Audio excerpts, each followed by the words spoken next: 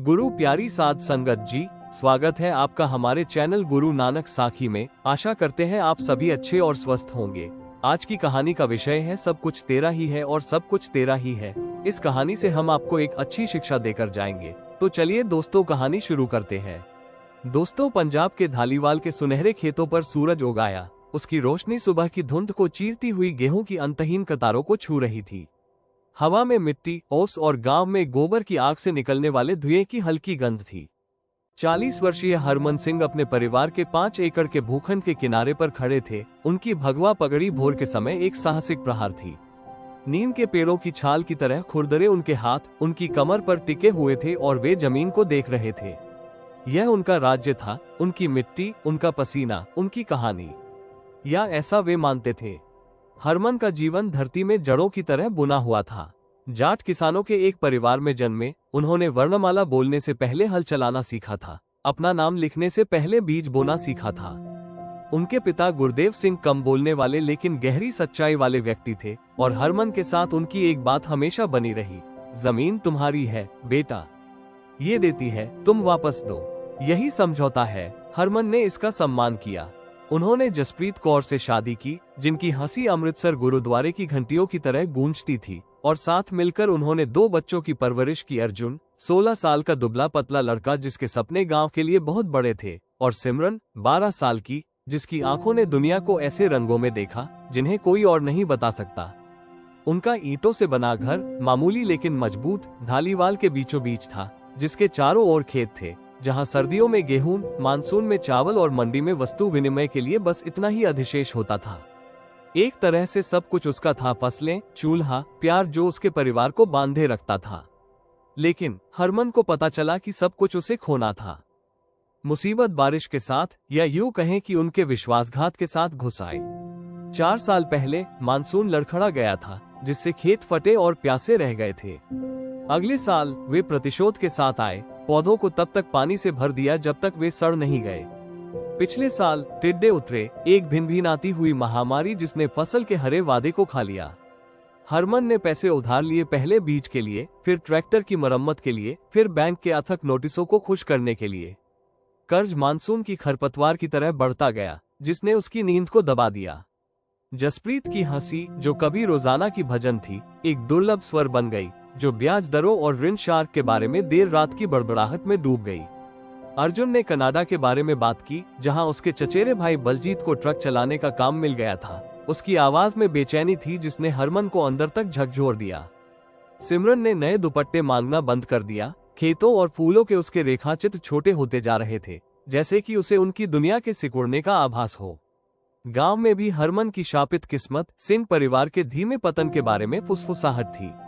एक ठंडी सुबह जब हरमन खेतों में चल रहा था और किसी तरह के नुकसान की जांच कर रहा था, तो उसने एक आदमी को सीमा के पत्थर पर इंतजार करते हुए पाया। अजनबी ने एक कल्फदार कुर्ता पहना हुआ था, उसके शहर के जूते पर गांव की मिट्टी लगी हुई थी, और उसके पास एक क्लिपबोर्ड था जो उद्देश्य से चमक रहा था। मी सिंह, उसने चंडीगढ़ की सड़कों की तरह मधुर आवाज में कहा, मैं विक्रम हूँ, सोलटेक इंडस्ट्रीज से। आपकी जमीन बहुत अच्छी है, 5 एकड़, उपजाऊ, हाईवे के करीब। हम यहाँ सोलर पैनल फैक्ट्री बना रहे हैं, ऊर्जा का भविष्य। उसने हरमन को एक कागज दिया जिसकी संख्या हैरान करने वाली थी, करोड़ों। हरमन ने कभी कल्पना भी नहीं की थी। हमें बेचो और तुम्हारा कर्ज खत्म हो जाएगा। तुम्हारे पास फिर से शुरू करने के लिए पर्याप्त पैसा होगा। अपने बच्चों के भविष्य के बारे में सोचो। हरमन ने कागज को देखा, फिर खेतों को। मिट्टी के हर ढेले में एक याद थी, हल चलाते हुए गुरदेव के मौसम से झुलसे हाथ, मानसून के आसमान के सामने जसप्रीत की सिलहूट, गेहूं के बीच से तीतरों को भगाते हुए अर्जुन की नन्ही हंसी। बेचने का मतलब था उन्हें मिटाना, उन जड़ों को काटना जो उसे उसके अतीत से बांधती थी। नहीं, उसने कागज वापस देते हुए अपनी आवाज में दृढ़ता दिखाए। विक्रम की मुस्कान पतली, अभ्यासी थी। सोचिए मी सिंह, सब कुछ आपको तय करना है, अभी के लिए। उस रात अपने आंगन में प्राचीन बरगद के नीचे हरमन जसप्रीत के साथ बैठा था। तारे चमक रहे थे, लेकिन हवा भारी लग रही थी, जो अनकही आशंकाओं से भरी हुई थी। वे आते रहेंगे, जसप्रीत ने कहा, उसकी आवाज फुसफुसाहट से थोड़ी ऊपर थी। बैंक, कंपनी, साहूकार, हम उन्हें हमेशा के लिए रोक नहीं सकते। हरमन का जबड़ा कस गया। ये हमारा घर है जस्सी, हमारी जड़ें। अगर मैं बेच दूं तो मैं क्या हूँ?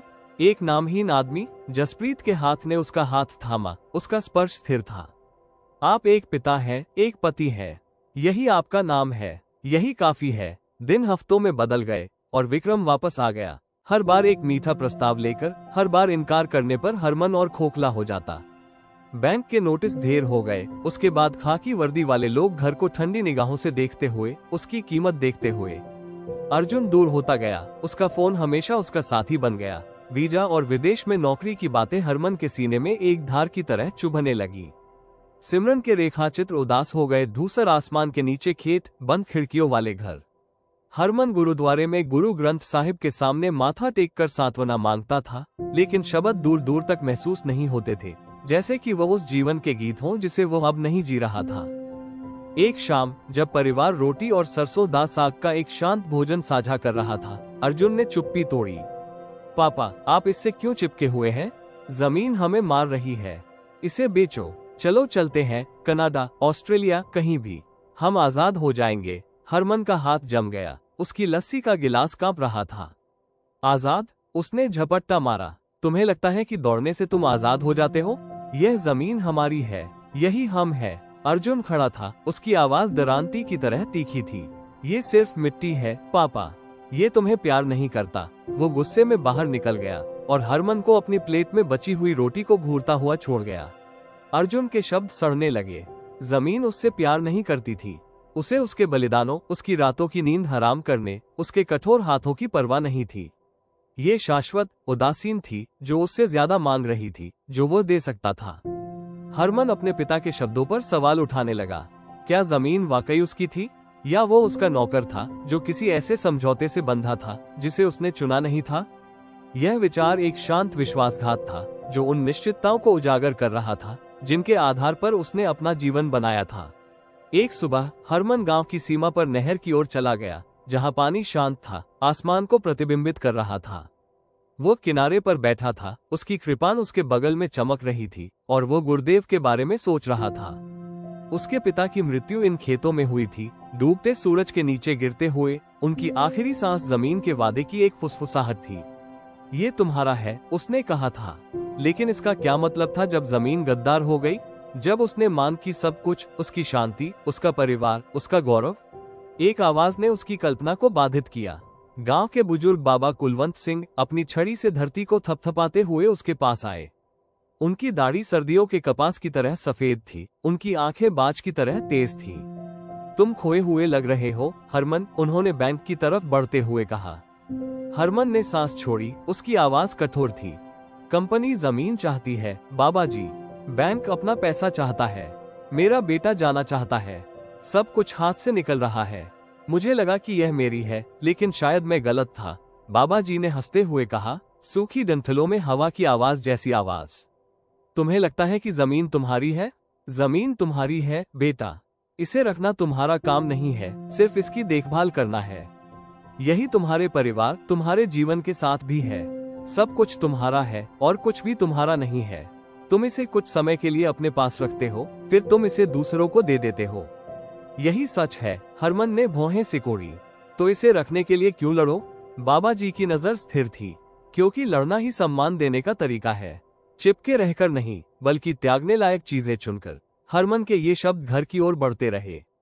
उस रात उसने जसप्रीत, अर्जुन और सिमरन को आंगन में चारपाई के चारों ओर इकट्ठा किया। हवा में चमेली की खुशबू और अनिश्चितता थी। हरमन ने एक सांस ली। उसकी आवाज स्थिर लेकिन भारी थी। मैंने फैसला कर लिया है, हम जमीन बेच देंगे। जसप्रीत ने चौंकते हुए कहा। उसका हाथ उसके मुंह पर चला गया। अर्जुन की आंखें चौड़ी हो गईं, सदमे और राहत का मिश्रण। सिमरन ने अपनी स्केचबुक पकड़ी। उसकी उंगलियां सफेद हो गईं। लेकिन हरमन ने कहा, हम भाग नहीं रहे हैं, हम कर्ज चुका देंगे, अर्जुन को कॉलेज भेज देंगे, यहाँ धालीवाल में एक नया घर बनाएंगे। जमीन हमेशा के लिए हमारी नहीं है, लेकिन ये परिवार हमेशा के लिए हमारा है। मैं इसी के लिए लड़ रहा हूँ। जसप्रीत की आंखों में आंसू थे, लेकिन उसने सिर हिलाया। उसका हाथ उसके हाथ को दबा रहा था। अर्जुन के कंधे ढीले पड़ गए। उसकी निगाहों में सम्मान की झलक थी। सिमरन ने हरमन को अपनी बाहों में भर लिया। उसकी स्केचबुक खुल गई और उसके खेतों का एक चित्र सामने आ गया जो उम्मीद से भरा हुआ था। हरमन को लगा कि उसका वजन हल्का हो गया है, पूरी तरह से नहीं, लेकिन काफी। बाबा जी के शब्द गूंज उठे, सब कुछ उसका था, लेकिन सिर्फ कुछ समय के लिए। जमीन, संघर्ष, प्यार, उन्हें थामना, आकार देना, छोड़ना उसका काम था। अगले दिन हरमन ने विक्रम से गांव की चाय की दुकान पर मुलाकात की और कागजात पर दस्तखत किए। चेक का नंबर चौंका देने वाला था, लेकिन पैसे का नहीं, बल्कि चुनाव का। सोल्टेक अपनी फैक्ट्री बनाएगा और खेत स्टील और कांच के बन जाएंगे। लेकिन हरमन का परिवार धालीवाल में एक दूसरे के साथ रहेगा। अर्जुन ने विश्वविद्यालयों पर शोध करना शुरू कर दिया। उसके सपने अब भागने की जंजीरों में नहीं बंधे थे। जसप्रीत की हंसी लौट आए, अनिश्चित लेकिन बढ़ती हुई, बारिश के बाद एक पौधे की तरह। सिमरन ने नए रेखाचित्र बनाए, एक बगीचे वाला घर, एक बरगद के पेड़ के नीचे एक परिवार, एक भविष्य जिसे वे गढ़ सकते थे। महीनों बाद हरमन गांव के किनारे पर खड़ा था, बुलडोजरों को उस जगह की मिट्टी खोदते हुए देख रहा था जहां कभी उसके खेत हुआ करते थे। ये दृश्य उसके सीने में छुरा घोंपने जैसा था, लेकिन इससे वो टूटा नहीं। उसने बाबा जी की बुद्धि, गुरुदेव की शिक्षाओं, गुरु के भजनों के बारे में सोचा। सब कुछ उसका था और सब कुछ नहीं था। जमीन उसकी देखभाल करने के लिए थी, उसे खोना था। लेकिन परिवार, प्यार, लड़ाई, ये सब उसके पास थे, जब तक वो उन्हें संभाल सकता था। वो घर की ओर मुड़ा, जहां जसप्रीत भाप से भरी चाय के साथ उसका इंतजार कर रही थी और सिमरन की हंसी आंगन से बह रही थी। सूरज ढल गया, आसमान सुनहरे और लाल रंग में रंग गया। हरमन आगे बढ़ता रहा, उसका दिल स्थिर था, उसके हाथ खुले थे, पकड़ने के लिए, देने के लिए, जाने देने के लिए। खेत चले गए, लेकिन धालीवाल रह गया, और इसके साथ ही वो जीवन जो उसने चुना था। अभी के लिए सब कुछ उसका था, और यही काफी था। गुरु प्यारी साध संगत जी, आशा करते हैं आपको आज की यह कहानी पसंद आई होगी। अगर कहानी पसंद आए तो वीडियो को लाइक और चैनल को सब्सक्राइब करना ना भूले। धन्यवाद दोस्तों।